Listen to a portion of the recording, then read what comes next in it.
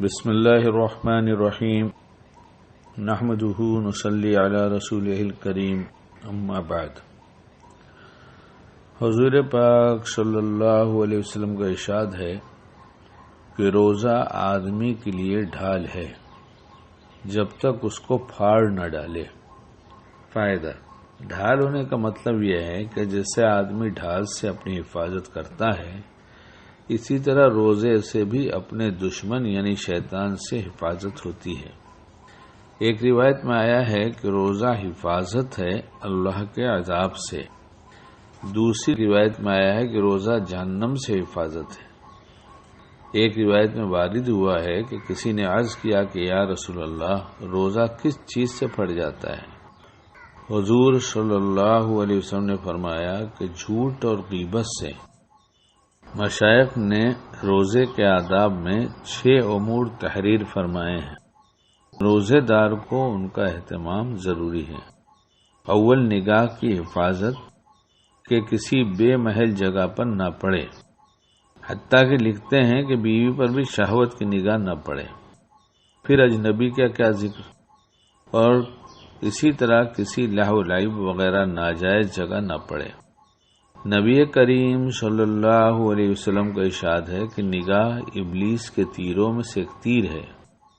جو شخص اس سے اللہ کے خوف کی وجہ سے بچ رہے، حق تعالی جل شانہ اس کو ایسا نور ایمانی نصیب فرماتے ہیں جس کی حلاوت اور لذت قلب میں محسوس کرتا ہے۔ کتاب میں یہ بات لکھی ہے کہ بے محل سے مراد یہ ہے کہ ہر ایسی چیز کا دیکھنا اس میں داخل ہے جو دل کو حق تعالی جل شانہ سے ہٹا کر کسی دوسری طرف متوجہ کر دے۔ دوسری بات یہ ہے کہ زبان کی حفاظت، جھوٹ، چغلخوری، لغو و بکواس، غیبت، بدگوئی، بد کلامی، جھگڑا وغیرہ سب چیزیں اس میں داخل ہیں۔ بخاری شریف کی روایت میں ہے کہ روزہ آدمی کے لیے ڈھال ہے، اس لیے روزے دار کو چاہیے کہ زبان سے کوئی فحش بات یا جہالت کی بات، مثلا تمسخر، جھگڑا وغیرہ نہ کرے۔ اگر کوئی دوسرا جھگڑنے لگے تو کہہ دے کہ میرا روزہ ہے، اور اگر وہ بیوقوف نہ سمجھ ہو تو اپنے دل کو سمجھا دے کہ تیرا روزہ ہے۔ تجھے ایسی لغو بات کا جواب مناسب نہیں۔ بالخصوص غیبت اور جھوٹ سے تو بہت ہی احتراز ضروری ہے کہ بعض علماء کے نزدیک اس سے روزہ ٹوٹ جاتا ہے، لیکن جمہور کے نزدیک روزہ نہیں ٹوٹتا، لیکن روزے کی برکات جاتی رہتی ہے۔ نبی کریم صلی اللہ علیہ وسلم کے زمانے میں 2 عورتوں نے روزہ رکھا۔ روزے میں شدت سے بھوک لگی کہ ناقابل برداشت بن گئی، ہلاکت کے قریب پہنچ گئیں۔ صحابہ کرام نے نبی کریم صلی اللہ علیہ وسلم سے دریافت کیا تو حضور نے ایک پیالہ ان کے پاس بھیجا اور ان دونوں کو اس میں قے کرنے کا حکم فرما دیا۔ دونوں نے قے کی، اس میں گوشت کے ٹکڑے اور تازہ کھایا ہوا خون نکلا۔ لوگوں کو حیرت ہوئی تو حضور نے ارشاد فرمایا کہ انہوں نے حق تعالی شانہ کی حلال روزی سے تو روزہ رکھا اور حرام چیزوں کو کھایا کہ دونوں عورتیں لوگوں کی غیبت کرتی رہیں۔ اس حدیث سے ایک مضمون اور بھی واضح ہوتا ہے کہ غیبت کرنے کی وجہ سے روزہ بہت زیادہ معلوم ہوتا ہے، حتیٰ کہ وہ دونوں عورتیں روزے کی وجہ سے مرنے کے قریب ہو گئیں۔ اسی طرح اور بھی گناہوں کا حال ہے، اور تجربہ اس کی تائید کرتا ہے کہ روزے میں اکثر متقی لوگوں پر ذرا بھی اثر نہیں ہوتا، اور فاسق لوگوں کی اکثر بری حالت ہوتی ہے۔ اس لیے اگر یہ چاہیں کہ روزہ نہ لگے، تب بھی اس کی بہتر صورت یہ ہے کہ گناہوں سے اس حالت میں اعتراض کریں، بالخصوص غیبت سے، جس کو لوگوں نے روزہ کاٹنے کا مشغلہ تجویز کر رکھا ہے۔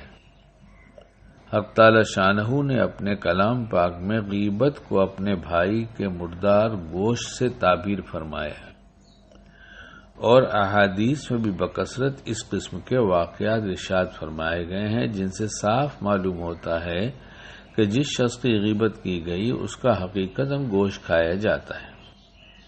نبی کریم صلی اللہ علیہ وسلم نے ایک مرتبہ چند لوگوں کو دیکھ کر ارشاد فرمایا کہ دانتوں میں خلال کرو۔ انہوں نے عرض کیا کہ ہم نے تو آج گوشت چکھا بھی نہیں۔ حضور نے فرمایا کہ فلاں شخص کا گوشت تمہارے دانتوں کو لگ رہا ہے۔ معلوم ہوا کہ ان کی غیبت کی تھی۔ اللہ تعالی ہمیں اپنے امان میں رکھے اور ہماری حفاظت فرمائے کہ ہم لوگ اس سے بہت ہی غافل ہیں۔ ہمارے جیسے دیندار کہلانے والے بھی اکثر مجلسوں میں کسی نہ کسی کا تذکرہ اس طرح سے کر دیتے ہیں جو غیبت بن جاتی ہے۔ اس سے بڑھ کر یہ کہ اکثر اس کو غیبت بھی نہیں سمجھا جاتا۔ اگر اپنے یا کسی کے دل میں کچھ کھٹکا بھی پیدا ہوا تو اس پر اظہار واقعہ کا پردہ ڈال دیا جاتا ہے کہ یہ تو حقیقت میں ایسا ہے ہی ہے، کیا کریں، ابھی ذکر تو کرنا ہی پڑتا ہے۔ نبی کریم صلی اللہ علیہ وسلم سے کسی نے دریافت کیا کہ غیبت کیا چیز ہے؟ حضور صلی اللہ علیہ وسلم نے فرمایا کہ کسی کی پس پشت ایسی بات کرنی جو اسے ناگوار ہو، کسی کے پیچھے ایسی بات کرنی اس کے بارے میں جو اسے ناگوار ہو۔ سائل نے پوچھا کہ اگر اس میں واقعتاً وہ بات موجود ہو جو کہی گئی؟ حضور نے فرمایا جب ہی تو غیبت ہے، اگر واقعتاً موجود نہ ہو تب تو بہتان ہے۔ ایک مرتبہ نبی کریم صلی اللہ علیہ وسلم کا 2 قبروں پر گزر ہوا تو حضور نے ارشاد فرمایا کہ ان دونوں کو عذاب قبر ہو رہا ہے، ایک کو لوگوں کی غیبت کرنے کی وجہ سے، دوسرے کو پیشاب سے احتیاط نہ کرنے کی وجہ سے۔ حضور پاک صلی اللہ علیہ وسلم کا ارشاد ہے کہ سود کے 70 سے زیادہ باب ہیں، سب سے سہل اور ہلکا درجہ اپنی ماں سے زنا کرنے کے برابر ہے، اور 1 درہم سود کا 35 زنا سے زیادہ سخت ہے، اور بدترین سود اور سب سے زیادہ خبیث ترین سود مسلمان کی آبرو ریزی ہے۔ احادیث میں غیبت اور مسلمان کی آبرو ریزی پر سخت سے سخت وعیدیں آئی ہیں، اور غیبت کا مطلب یہ ہوتا ہے کہ ہم کسی کو لوگوں کی نگاہ سے گرا دینا چاہتے ہیں، اور یہ اتنی بڑی بھول ہے کہ ہم لوگوں کو کم کر کے اپنے آپ کو بڑھانا چاہتے ہیں، تو یہ تو طریقہ عزت پانے کا ہے ہی نہیں۔ بلکہ اگر سمجھدار آدمیوں کے پاس ایسا کوئی آدمی جاتا ہے جو غیبت کرتا ہے اور بار بار کرتا ہے تو اس سے لوگ نفرت کرنے لگتے ہیں کہ ابھی آیا ہے اور کسی نہ کسی کی بات ضرور کہے گا، اس لیے لوگ گھبراتے ہیں کہ ایسے سے ملاقات نہ ہو تو اچھا ہے۔ لیکن ہمارا مشغلہ یہ ہے کہ بس اس میں ایک بات سیدھی سادی ہے، اللہ مجھے بھی عمل کی توفیق دے اور پوری امت کو توفیق دے کہ جب کسی سے ملاقات ہو اسی وقت ہم یہ بات تازہ کر لیں، اپنے ذہن میں دہرا لیں کہ ہم کسی اور کا تذکرہ نہیں کریں گے۔ پھر بات ہی کرنے کے لیے کچھ نہیں رہتی، کیا کریں گے؟ کچھ اپنی بات کر لیں، کچھ دین کی بات کر لیں، ہمیں کیا ضرورت ہے ان کی باتیں کرنے کی؟ ہمارا روزہ پھٹ جائے گا، ہمارا روزہ خراب ہو جائے گا۔ بلکہ ایک دفعہ تو بیان میں یہ بات اللہ نے دل میں ڈالا کہ کالینا میں رہتا تھا اور وہاں سے سانتا کروز جانے کے لیے کچھ غالباً 4 روپے کی ٹکٹ لگتی تھی بس سے، تو ایک نوٹ تھا جو تھوڑا سا پھٹا ہوا تھا اور کنڈکٹر کو دیا کہ سانتا کروز کا ٹکٹ دے دو۔ اس نے کہا نوٹ پھٹا ہے، ہم نے کہا تھوڑا سا پھٹا ہے، اس نے کہا نہیں چلے گا۔ ہم نے کہا 5 روپے پورا ہی رکھ لو، دے دو ٹکٹ۔ اس نے کہا نہیں بھائی صاحب دوسرا نوٹ دو۔ اللہ نے بات دل میں ڈالا کہ پھٹے نوٹ سے بس کا ٹکٹ نہیں ملتا تو پھٹے روزے سے جنت کیسے ملے گی؟ تھوڑے سے کنٹرول کی بات ہے، اور یہ مہینہ رمضان کا ایسا ہے کہ اس میں کنٹرول کرنا آسان ہے، بس تھوڑی سی ہمت کی ضرورت ہے اور صبح طے کر لینے کی ضرورت ہے کہ ہم دوسرے کا تذکرہ نہیں کریں گے، اور کوئی کرتا ہوگا تو اسے پیار سے روک دیں گے۔ انشاءاللہ یہ اگر ارادہ ہو گیا اور اللہ سے مانگ لیا کہ اللہ تعالیٰ آپ ہی ہم کو غیبت سے بچائیے، تو امید ہے انشاءاللہ، بہت امید ہے کہ اللہ تعالیٰ ہمیں بچا لیں گے۔ اسباب کی دنیا میں دعا مانگ لیا اور دوسرے سبب کے طور پر جب کسی سے ملاقات ہوئی تو اس بات کو تازہ کر لیا کہ ہم ان سے جو بات کریں گے وہ صرف ضرورت کی بات کریں گے، غیر ضروری باتیں جو غیبت بن جائیں ایسی باتوں سے اپنے آپ کو بچائیں گے، تو ہمارا روزہ محفوظ رہے گا اور روزے کی پوری خیر و برکات ملے گی۔ ہم روزہ رکھتے تو ہیں لیکن روزہ خراب ہونے سے بچانے کی تدبیر بہت کم کرتے ہیں۔ ہمیں اپنا حال معلوم ہے، اس لیے ہر چیز جو ہمارے پاس ہوتی ہے اور کام کی ہوتی ہے ہم نہیں چاہتے کہ وہ خراب ہو، اور اگر خدا نخواستہ کسی وجہ سے خراب بھی ہو جاتی ہے تو جلد سے جلد اسے بنوانے کی کوشش کی جاتی ہے کہ یہ خراب ہو گئی ہے اور کام کی چیز ہے، اسے بنا لینا چاہیے، پتہ نہیں کس وقت ضرورت پڑ جائے۔ روزہ تو بہت ہی کام آنے والی چیز ہے، اس کے فائدے پہلے سنائے گئے اور بار بار سنائے جا رہے ہیں، تو پھر جب اتنے کام کی چیز ہے تو پھر تو کوشش کرنا چاہیے کہ یہ خراب نہ ہونے پائے، اور اگر خدا نخواستہ کہیں ہم لٹ گئے، شیطان نے لوٹ لیا اور روزہ خراب بھی ہو گیا تو اس وقت توبہ کریں ہم سب کہ اللہ مجھے بچا لیجئے، میں نے غلط کیا جو ایسا کام کیا اور ہمیں اس سے بچنا چاہیے تھا، ہم نہیں بچ سکے، معاف کر دیجئے، اور پھر آئندہ کے لیے پھر دھیان ہو جائے اس وقت کی توبہ، اور آئندہ کے لیے پھر دھیان اور عزم ہو جائے کہ ہم بچیں گے، تو یہ دھیرے بچنا بہت آسان ہو جائے گا۔ اور لوگ بچ رہے ہیں اس دنیا میں۔ 2 جوان بچوں نے غیبت کا بیان سنا تھا، برسوں پرانی بات ہے، میں نے پہلے بھی سنایا آپ حضرات کو، ایک دم نوجوان بچے تھے، ان کی شادیاں بھی نہیں ہوئی تھیں، تو انہوں نے کہا کہ غیبت کے بارے میں تو ہم نے طے کر لیا ہے کہ جو موجود نہیں اس کا تذکرہ نہیں، جو موجود نہیں اس کی بات نہیں۔ اور ہم دونوں رات کو پڑوسی ہیں، عشاء کے بعد کھانا کھا کے بیٹھے رہتے تھے اور اپنے اوٹے پر یعنی چبوترے پر بیٹھ کر ان کی باتیں کیا کرتے تھے، ہمارا وقت بھی برباد ہوتا تھا، نیکیاں بھی برباد ہوتی تھیں، مگر جب سے ہم لوگوں نے یہ طے کر لیا کہ جو موجود نہیں اس کی بات نہیں، تو ہمارے پاس بات کرنے کے لیے کچھ رہتا ہی نہیں، پھر جلدی سے ہم سو جاتے ہیں۔ ہم اپنی زبان کی حفاظت کر لیں، اللہ ہمیں توفیق عطا فرما دے۔ تیسری چیز جس کا روزہ دار کو اہتمام ضروری ہے وہ کان کی حفاظت ہے۔ ہر مکروہ چیز سے جس کا کہنا اور زبان سے نکالنا ناجائز ہے اس کی طرف کان لگانا اور سننا بھی ناجائز ہے۔ نبی کریم صلی اللہ علیہ وسلم کا ارشاد ہے کہ غیبت کا کرنے والا اور سننے والا دونوں گناہ میں شریک ہیں، اللہ بچائے۔